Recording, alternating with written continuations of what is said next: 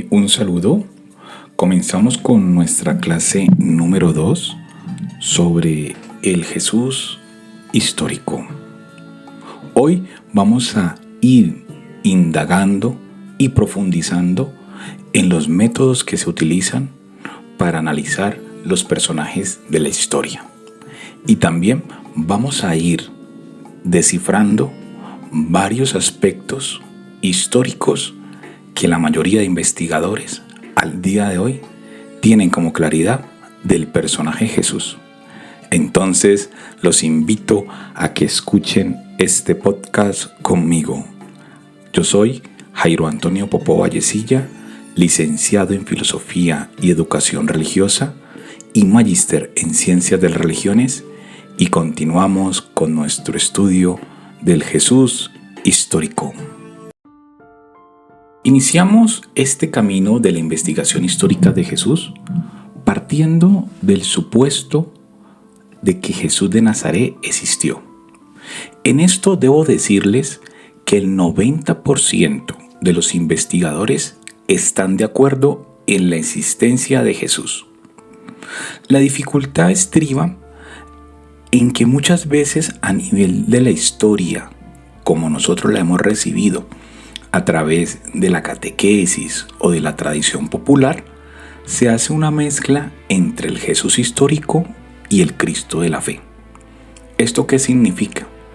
Que nos llega a nosotros, por medio de nuestra familia, de nuestra información que accedemos de manera popular, un personaje que une la parte histórica del Jesús que caminó en Nazaret y la magnificación del Jesús resucitado, el cual es llamado Cristo de la fe, el cual a través de la teología pues se ha convertido en una figura divina.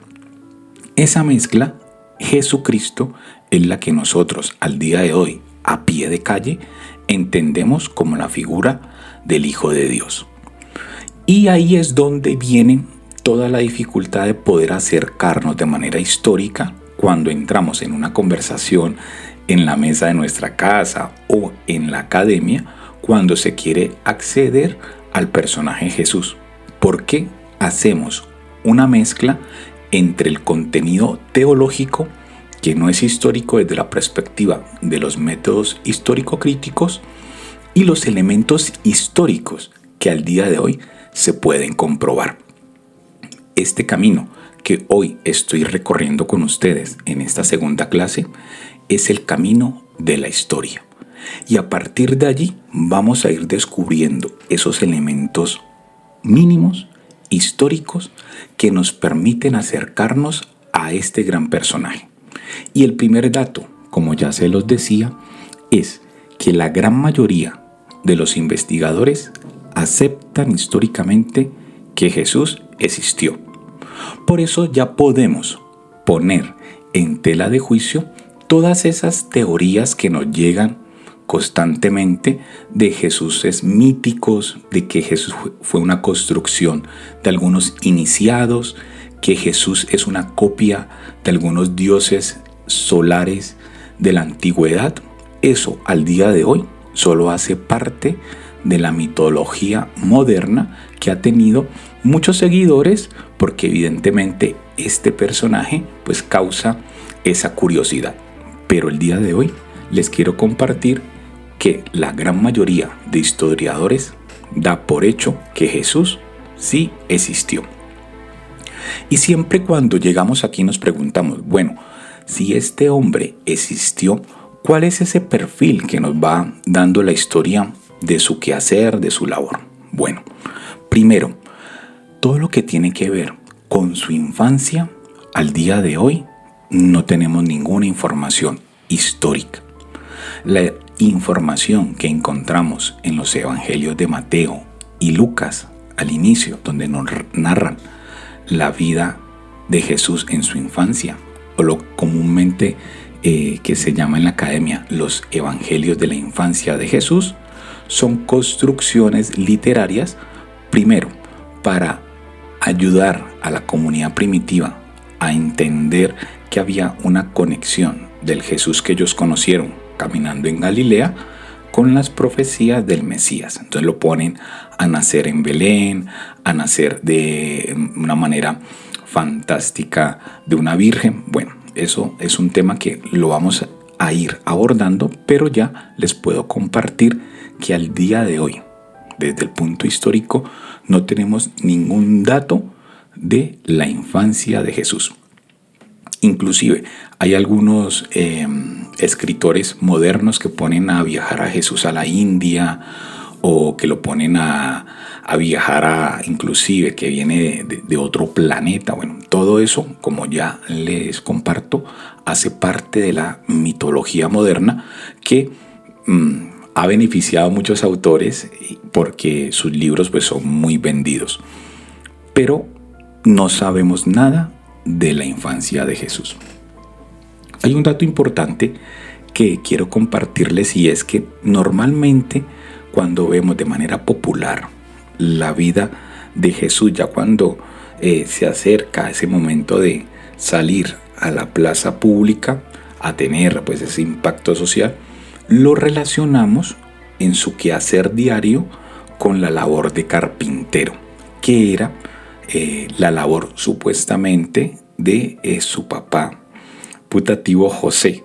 Allí puede haber algún viso de historicidad de que él evidentemente tenía que elaborar algún tipo de trabajo manual, pero no necesariamente la de la carpintería.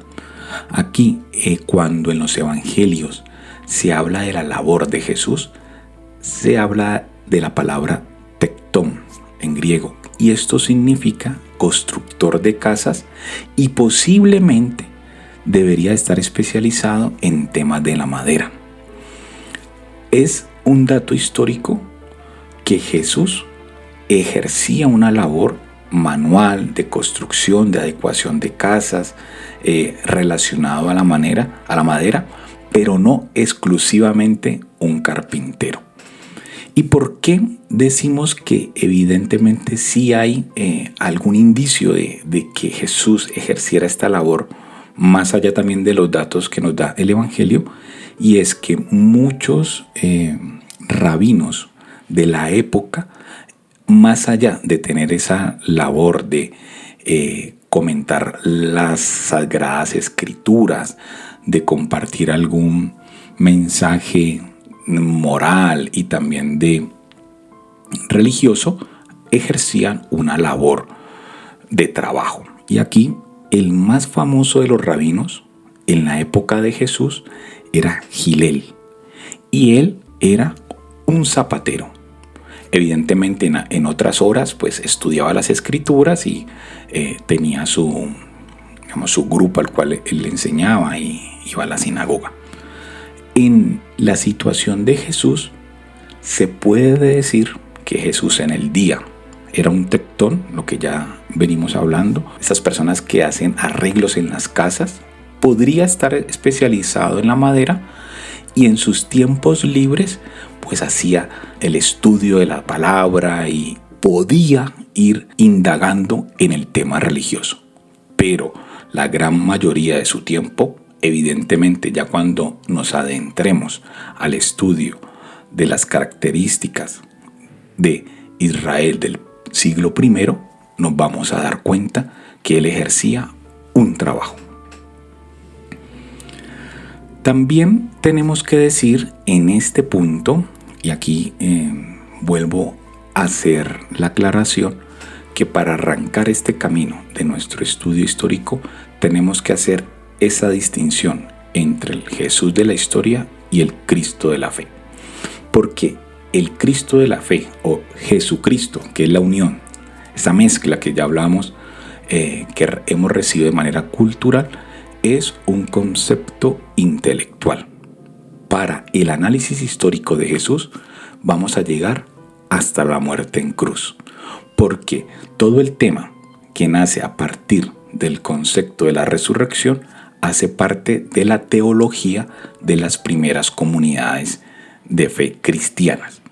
Evidentemente, un hecho importante para estas comunidades, porque fue lo que catapultó y dio el pistoletazo de salida para la construcción a posterior de una nueva religión, que es la que hoy conocemos como el cristianismo. Pero el análisis histórico va a llegar hasta la crucifixión. Ya todo lo que tiene que ver con el tema posterior, teológico, de la construcción de Jesucristo a través de la teología de los primeros cristianos, no entra directamente en el estudio de la historia. Y también este concepto intelectual de poder identificar a Jesús como Dios no estuvo totalmente cerrado en el siglo I. Esto se fue consolidando y más o menos ya en el siglo III o IV es que dentro de la iglesia se asume casi de manera global el concepto de que Jesús es Dios. Pero antes, y como nos estamos acercando a ese primer siglo de estudio histórico de Jesús, eso todavía no estaba consolidado. Una de las evidencias que permiten identificar la historicidad de Jesús es que a partir del año 70, en las controversias que ya se daba entre los primeros judeocristianos, que son esos judíos que no han roto con el judaísmo, pero que ya comienzan a observar el mensaje de Jesús y a recordarlo y a considerarlo una persona importante dentro del seguimiento de su fe, que tenían esas controversias con los judíos, principalmente los fariseos, que fueron los que quedaron, los que sobrevivieron después del año 70 de la destrucción del templo de Jerusalén. No hay ningún dato histórico que estas controversias, que eran muy frecuentes, terminaran con los judíos diciéndole a los judeocristianos: venga, ¿para qué vamos a discutir sobre Jesús si Él verdaderamente no existió? Si Él, como algunos mitistas, que así se le denominan de manera técnica a todos estos autores que han ido creando el discurso de que Jesús es un mito, una creación literaria, si fuese así, ya en el primer siglo, cuando los judeocristianos tenían estas controversias con los judíos del primer siglo, pues un judío no hubiera alargado la discusión diciendo: no vamos a hablar más aquí porque Jesús no existió. Eso nunca sucedió, por lo cual nos da también otro fundamento histórico para determinar que Jesús sí fue un personaje histórico. Y hay algo muy interesante que les quiero compartir. Los evangelios, tal como están escritos, con sus contradicciones, ajustes y con todo lo que, cuando lo pasamos por una lupa crítica, identificamos, y que han sido escritos por diferentes autores en diferentes tiempos, que ha habido ahí un sincretismo, todas estas dificultades que tienen estos textos no le quitan su historicidad en el hecho de que son reales. ¿Qué quiero decir aquí? Que los evangelios son infalsificables. Esto significa que los evangelios que tenemos al día de hoy, en medio de sus dificultades de construcción, no fueron escritos, como dicen algunos en algunas teorías, por Eusebio de Cesarea a partir del año 320. Eso es una teoría falsa. Ni tampoco fueron escritos por unos sabios en Egipto, teniendo como base al dios del sol o a Osiris. No, estas teorías de la construcción artificial del personaje de Jesús, o de la construcción en un solo escritor de todos los evangelios, o por lo menos de los 4 canónicos que tenemos hoy aceptados en el Nuevo Testamento, es falsa. Primero, porque la teoría de que Eusebio de Cesarea, a partir del año 320, escribió todos los evangelios, se cae porque los hallazgos ya históricos que tenemos al día de hoy de los primeros textos de los evangelios completos están datados del año 200. Entonces, pues si Eusebio los escribió en el 320, ya históricamente desde el año 200 existían los evangelios. Y la otra teoría que ha tenido muchos seguidores es la que algunos sabios en el Bajo Egipto se reunieron y teniendo como base algunos cuentos, mitos y de dioses solares, construyeron todos los evangelios. Esto no tiene ninguna base científica, por lo cual en este punto de nuestra conversación ya podemos determinar que la existencia de Jesús de manera histórica es real y que los evangelios como los conocemos al día de hoy son infalsificables. Pero cuando nos acercamos a los textos del Nuevo Testamento, no podemos hacer una lectura literal de estos escritos, porque primero, son documentos escritos hace más de 2000 años, por lo cual es importante conocer por lo menos el contexto de Israel del siglo I y tener algún acercamiento al griego bíblico. Con estas dos herramientas básicas podemos ir ingresando a la lectura de los evangelios. Yo sé que muchos de nosotros nos hemos acercado a esta lectura de manera directa. Podemos apreciar, disfrutar, inclusive hasta extraer algún dato que nos pueda ayudar. Pero si queremos hacer el ejercicio de acercarnos a estos textos con la lupa de lo histórico, tenemos que ir con pies de plomo, teniendo encima de nuestro escritorio otros elementos que nos complementan esta lectura. No es fácil quitarle la capa ideológica y teológica que están dentro de los evangelios. Y aquí es muy importante decir que hasta el día de hoy no tenemos ningún dato histórico de quién escribió los evangelios. Sabemos que tienen un título: Mateo, Marcos, Lucas y Juan. Esto con los 4 evangelios aceptados de manera canónica en el Nuevo Testamento. Tenemos otros evangelios apócrifos que no entraron de manera oficial, pero tampoco sabemos quién los escribió. Lo que sí tenemos claridad es que estos textos que se fueron escribiendo y copiando, lo que hoy tenemos en nuestras Biblias es lo más cercano a los textos originales.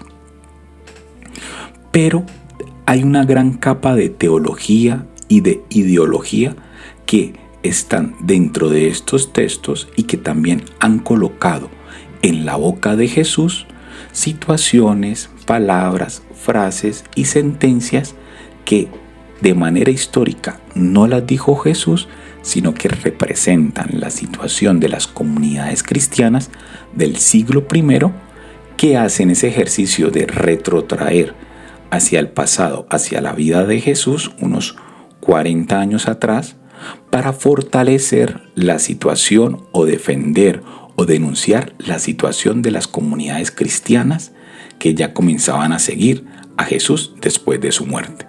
Entonces es recordar a Jesús y cuando estoy escribiendo los evangelios poner en su boca una situación actual para que cuando el lector se acerque a este escrito vea cómo Jesús está iluminando mi realidad desde el pasado de la vida histórica de Jesús. Entonces, esta situación tenemos que tenerla en cuenta antes de acercarnos a los evangelios, porque mucho de lo que dice Jesús son palabras y situaciones de las comunidades que escribieron los evangelios y no son las palabras directas de Jesús. Estos textos que conocemos al día de hoy, como los evangelios de Marcos, Mateo, Lucas y Juan, fueron escritos entre el año 70 y el año 100 después de Cristo, por lo cual ninguno se escribió mientras Jesús estaba vivo, porque a veces tenemos la sensación de que estamos leyendo una crónica de un periodista tomando datos y que este periodista está viviendo ahí, en vivo, todo lo que va escribiendo. No, estos textos fueron escritos casi 40 años después de la muerte de Jesús. Y eso ya ahí nos deja un tiempo donde estas comunidades comienzan a recordar a ese Jesús y comienzan a escribir esa experiencia que tuvieron, ese impacto que les dejó Jesús, pero también uniendo la situación actual de la comunidad que escribía los evangelios. Estos 4 evangelios son los aceptados por el cristianismo como textos canónicos, y hay algo muy importante que muchas veces pasamos por alto. Ellos tienen como eje la teología paulina. ¿Esto qué significa? Nosotros creemos que los evangelios es lo primero que se escribió y que luego vienen las cartas paulinas, las otras cartas y termina con el Apocalipsis como último libro. Pero esto es totalmente errado. Los primeros escritos que tenemos del Nuevo Testamento son las cartas de Pablo y después se escriben los evangelios. Por eso decimos que los evangelios fueron escritos teniendo como eje la teología paulina. Aquí les comparto que el primer texto escrito del Nuevo Testamento es la primera carta a los tesalonicenses de Pablo, que se escribe a mediados del año 50 después de Cristo, más o menos unos 20 años después de la muerte de Jesús. Y el primer evangelio que se escribe es el evangelio de Marcos, que se escribe en el año 70, casi 40 años después de la muerte de Cristo. Y miren aquí el dato, y casi 20 años después de la primera carta escrita por Pablo. Por eso, los 4 evangelios, cuando uno los analiza, va viendo allí la teología de Pablo que está como base. Y esto es muy importante, porque en el siglo I hubo otros cristianismos, otras formas de ver la figura de Jesús, pero que no sobrevivieron a la historia. Por eso algunos se atreven a decir que el fundador del cristianismo fue Pablo. Esto porque detrás de lo que hoy conocemos como cristianismo tenemos la gran influencia de la teología y de la visión de Pablo.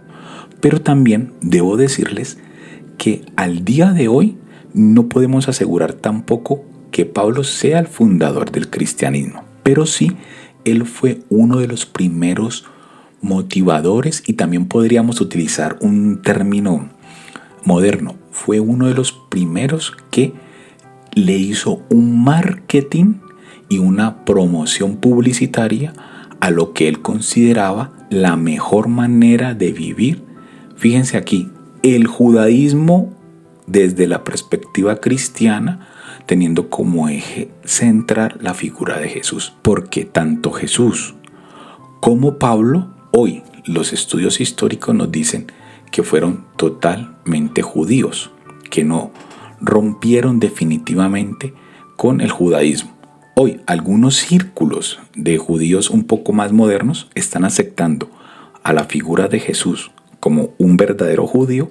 Ya la figura de Pablo todavía les cuesta aceptarla, pero tanto Pablo como Jesús fueron totalmente judíos. Los seguidores de Jesús, los que estuvieron con él, los que vivieron, los que pudieron tener un contacto cercano y físico con él, la gran mayoría murió alrededor del año 70 en la guerra de Roma contra los judíos. Esta guerra no es que se haya sucedido solo en el año 70, comenzó más o menos en el año 66, pero en el año 60 es que entra Roma a Jerusalén y la destroza por completo. Y hay un punto ahí importante, y es la destrucción total del templo. Todos los grupos que vamos a ver más adelante, la comunidad judía unida a su religiosidad, desaparece y solo se mantiene el judaísmo farisaico, que es el que tenemos hasta el día de hoy. Y los judíos seguidores de Jesús que se mantienen a pesar de estas dificultades son las comunidades fundadas por Pablo de Tarso y sus discípulos. Ellos toman la figura de Jesús después de muerto, lo magnifican, lo idealizan, lo engrandecen y lo divinizan. Los evangelistas, como ya decía, escriben los evangelios con los lentes de la teología de Pablo. Y aquí ya comienzan a mezclar al Jesús histórico con el Cristo de la fe. Para Pablo, dentro de su teología, debo decirles que su gran interés era la muerte y la resurrección de Jesús. Y la vida histórica no le importaba mucho. Por eso, dentro de sus cartas, Pablo no cuenta casi nada de la vida de Jesús, de su vida, podríamos decir, en Galilea, sino que se centra en los últimos acontecimientos, que es el prendimiento, el juicio y la muerte, y después el gran evento de la resurrección. Yo he venido hablando mucho de esa labor histórico-crítica y del acercamiento histórico de estos hechos que he venido desglosando en esta clase. Y la labor histórico-crítica, en resumen, es leer entre líneas, quitar todo lo que sea engrandecimiento y teología de los textos para acercarse al Jesús histórico. Y de allí sacar información que se pueda comprobar. Por eso, la resurrección no es un hecho histórico y no se puede confirmar que toda la cristiandad en el siglo I y a mediados del siglo II consideraran a Jesús como Dios. Lo podían considerar con algún grado de divinidad o como una especie de mensajero divino, pero no había aún un consenso de tenerlo como Dios. Este tipo de cristología que hoy conocemos, donde se ubica ya a Jesús como Dios, estaba en construcción. Algunos de los títulos que nos encontramos en los evangelios no tienen la dimensión de considerar a Jesús como Dios directamente. Por ejemplo, el título Hijo de Dios para los judíos del siglo I significaba una especie de profeta, un sumo sacerdote, un término metafórico para designar a un ser humano relacionado con la divinidad. En este caso, cualquier persona podría ser considerada por sus hechos e impacto en la comunidad judía del siglo I como un hijo de Dios, pero esto no lo determinaba como un Dios, sino que tenía algún tipo de relación con la divinidad.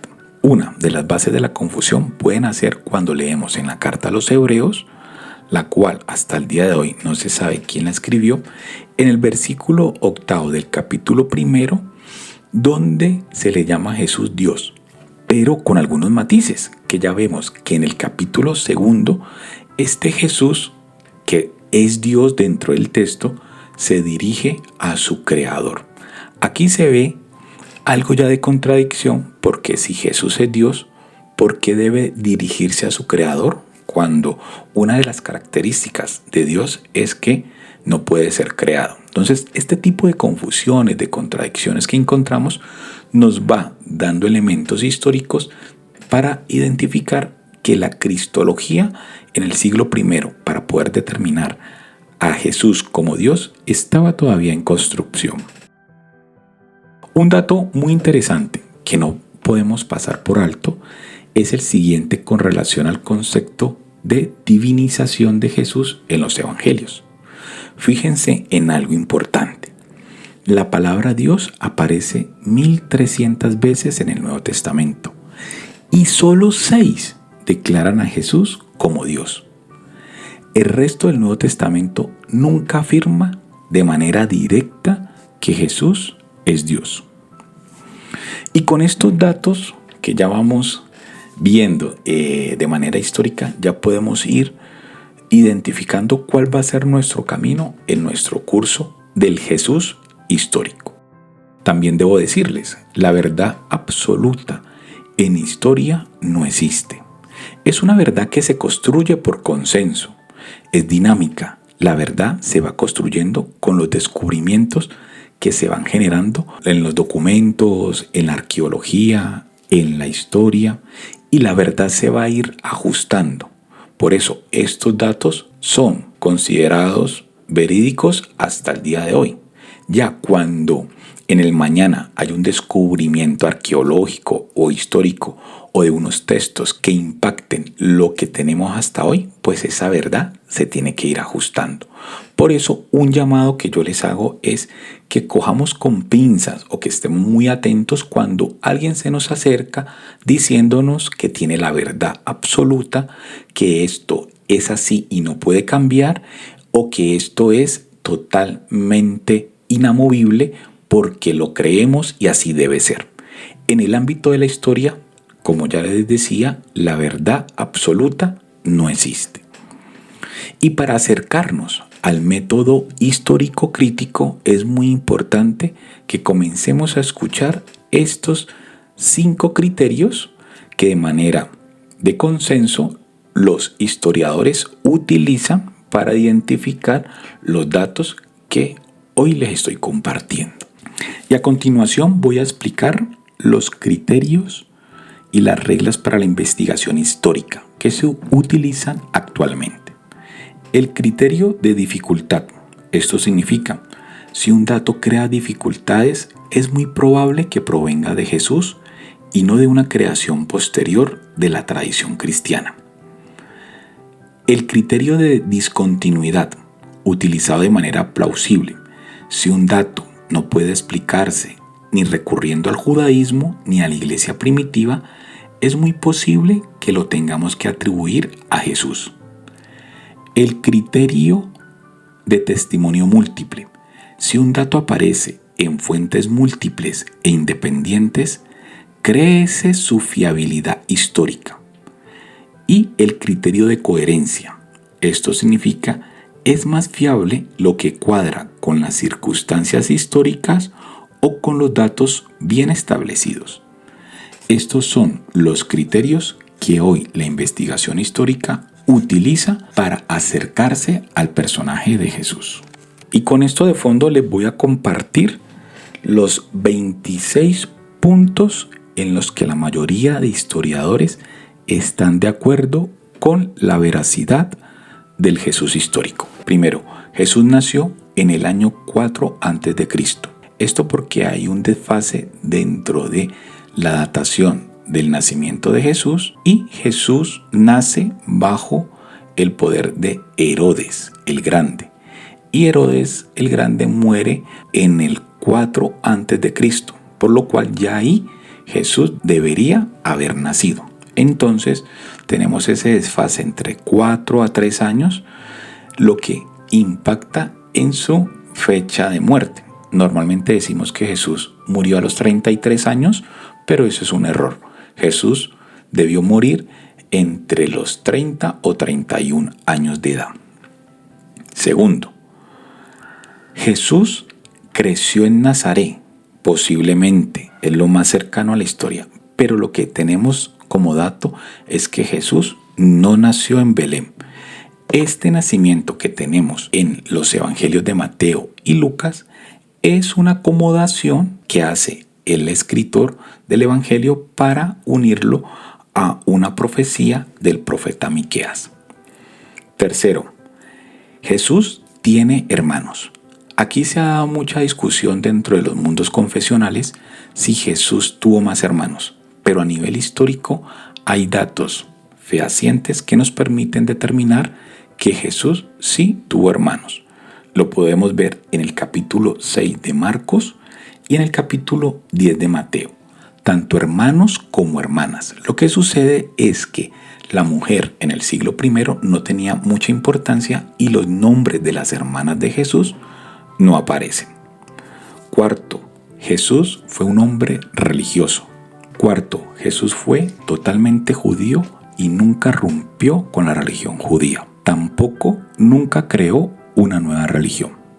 Sexto, fue atraído por Juan el Bautista y fue bautizado por él. Séptimo, tomó sus ideas teológicas al inicio, más principales, de la teología del Juan el Bautista.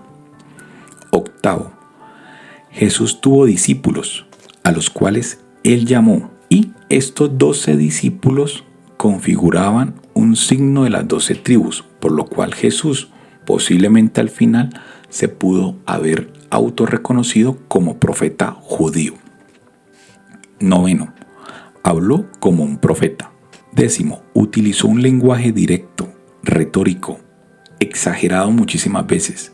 Utilizaba la hipérbole. Las parábolas nos han llegado fuera de su contexto. Por eso al día de hoy no podemos saber exactamente cuál era su mensaje original. Pero lo que sí sabemos es que estas parábolas impactaron a los que las escucharon. 11. Él nunca explica qué es el reino de manera concreta, porque se asume que todo el mundo que lo escuchaba ya sabía de lo que él hablaba. 12. Ciñó Jesús su predicación solo a las ovejas de Israel. ¿Esto qué significa? Que el mensaje de Jesús fue exclusivista y no universal. 13. Se dirigió a los pecadores para prepararlos para el reino de Dios. 14. La instauración del reino de Dios no dependía de los hombres para Jesús, por lo cual nunca estuvo de acuerdo con una revolución, sino que el reino de Dios se iba a dar de manera milagrosa por parte de Dios. 15. Comprendió el reino de Dios como una realidad histórica. Punto 16. Anunció el establecimiento en el futuro próximo del reino de Dios, el cual hasta el momento que él vivía no estaba totalmente presente. Por eso lo escuchamos en muchas ocasiones, casi 15, donde dentro de sus oraciones decía lo siguiente: venga a nosotros tu reino. Algunos teólogos confesionales afirman que el reino ya estaba actuando en este momento, pero desde la historia lo más claro es que Jesús anunciaba el reino próximo a acaecer. Punto 17. Jesús expresó en ocasiones como si su lucha contra Satanás fuera ya el inicio o signo de la presencia del reino. 18. Jesús pronuncia que el reino de Dios lo antecede un juicio severo. Jesús no es solo el predicador del amor y la misericordia, sino del juicio. 19. Jesús y sus discípulos realizaron obras que fueron a los ojos de los que la miraron milagros. Pero los milagros que Jesús realiza contra las leyes de la naturaleza no existieron, como la tempestad calmada, caminar sobre las aguas, la multiplicación de los panes, la resurrección de la hija de Jairo, la viuda de Naín. Todas esas historias las podemos considerar legendarias, que fueron atribuidas a Jesús posteriormente. Lo que sí tenemos como consenso, tanto los protestantes y los católicos, es que los milagros de sanación y de exorcismos tienen una base histórica. 20.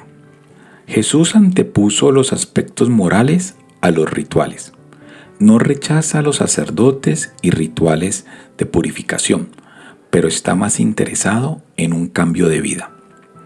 21. Jesús radicalizó la ley de Moisés, y esto lo podemos ver en el tema del divorcio y en el tema del amor al prójimo, por lo cual Jesús nunca rompió con la ley de Moisés y tampoco instauró una nueva ley cara a los que lo escuchaban. 22. Mantuvo polémicas con otros predicadores del momento. Su modo de explicar la ley se parece mucho a los fariseos. Inclusive algunos historiadores lo acercan a este grupo, pero fue más abierto en el tema ritual, porque él tuvo un acercamiento a los marginados, tocándolos y estando con ellos, situación que lo convertían inmediatamente en impuro. 23. Fue desde Galilea a Jerusalén en torno a la Pascua. Él no fue a morir, como muchos teólogos lo afirman, sino que él iba a presenciar el milagro de la instauración del reino de Dios en Jerusalén. 24. Tuvo un incidente grave en el templo. No sabemos cuál fue. Las escrituras lo ponen como la situación con los cambistas, pero hasta el día de hoy no sabemos qué situación tuvo él realmente en el templo. situación que desencadenó a partir de ahí la persecución de las autoridades judías y el desencanto de la élite por Jesús. 25. Fue detenido, enjuiciado y ejecutado por temas sociopolíticos. Y 26, y último punto, Jesús fue crucificado por los romanos, por sedicioso. ¿Esto qué significa?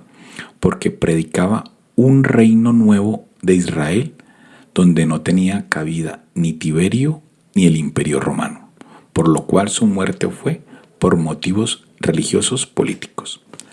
Estos son los 26 puntos en los que la mayoría de los historiadores están de acuerdo con la veracidad del Jesús histórico. Con esto termino esta clase y los espero en la siguiente. Hasta pronto.